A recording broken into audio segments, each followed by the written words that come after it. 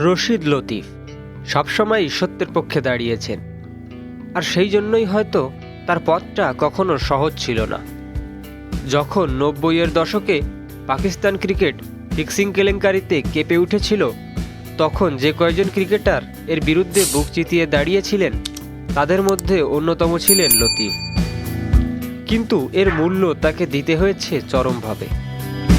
বারবার দল থেকে বাদ পড়া, ক্যারিয়ারের সম্ভাবনা নষ্ট হয়ে যাওয়া, আর শেষ পর্যন্ত একরকম আড়ালে চলে যাওয়া।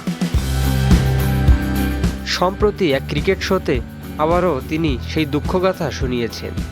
বলেছেন, শুধু তার ক্যারিয়ারই নয়, ফিক্সিং পাকিস্তান ক্রিকেটের অপূরণীয় ক্ষতি করেছে, যা আজও কাটিয়ে ওঠা সম্ভব হয়নি। যখন তার এবং মঈন খানের মধ্যে কে সেরা উইকেট কিপার তা নিয়ে প্রশ্ন ওঠে, তখন একদিকে আহমেদ শেহজাদ সরাসরি রশিদের নাম বলেন, অন্যদিকে মোহাম্মদ আমিরও স্বীকার করেন উইকেট কিপার হিসেবে রশিদের সেরা, যদিও ব্যাটসম্যান কিপার হিসেবে তিনি কামরান আকমলকে এগিয়ে রাখেন। তবে এই আলোচনা আসল জায়গায় পৌঁছালে লতিফকে জিজ্ঞাসা করা হয় তার ক্যারিয়ার কেন দীর্ঘ হলো না।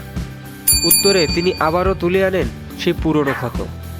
বলেন, ফিক্সিং পাকিস্তান ক্রিকেটের এত বড় ক্ষতি করেছে যা আজও পুষিয়ে নেওয়া সম্ভব হয়নি।